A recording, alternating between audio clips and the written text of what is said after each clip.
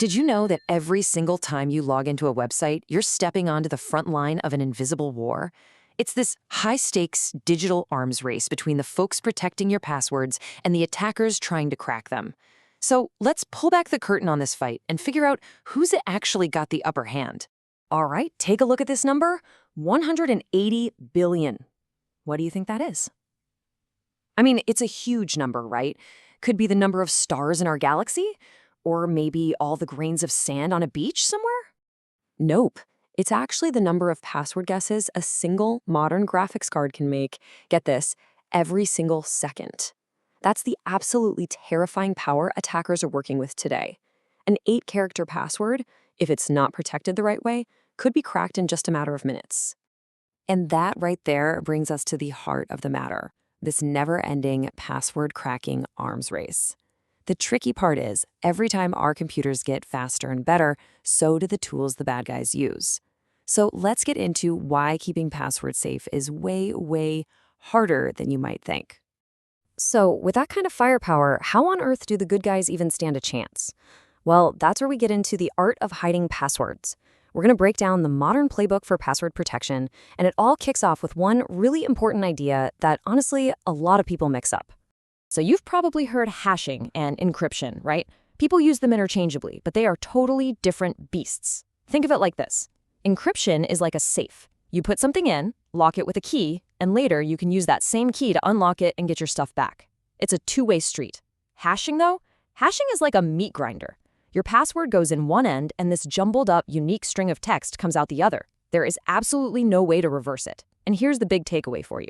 If a website can ever email you your old password, that's a massive red flag. It means they're not hashing it, and your password is not being stored safely. But just putting the password through that grinder isn't quite enough. So we add another ingredient to the mix called a salt. A salt is just a unique, random piece of data that gets added to your password before it gets hashed. This one little trick is a total game changer. It means even if you and I use the exact same password, our final hashes will be completely different. And that makes these huge pre-made lists of cracked passwords, they're called rainbow tables, totally useless. So when you put it all together, you get the 3 pillars of modern secure password hashing. Number 1, you deliberately make it slow. You actually use the attacker's speed against them. Number 2, you make it memory hard. This means it takes up a lot of RAM, which is something those super fast GPUs, the attacker's weapon of choice, just don't have a lot of for each individual task. And number 3, of course, is the salt we just talked about. Make every single password hash unique. Now, these ideas didn't just appear out of thin air. They evolved, one after another in response to new threats. And that brings us to the 4 generations of defense. Let's meet the actual algorithms, the code that's been standing between us and the bad guys over the years. So here's how that arms race played out. Back in '99, an algorithm called Bcrypt had this genius idea. Let's just make hashing slow on purpose. A year later, PBKF2 came along and became a really popular standard.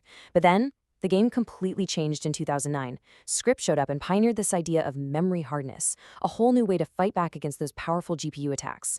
All of this led to this massive, multi-year global competition to find the best of the best, which ended in 2015 with a clear winner, an algorithm called Argon 2, literally built from the ground up to take on every modern threat. All right, so we've met the contenders. Now it's time for the main event, the ultimate security showdown.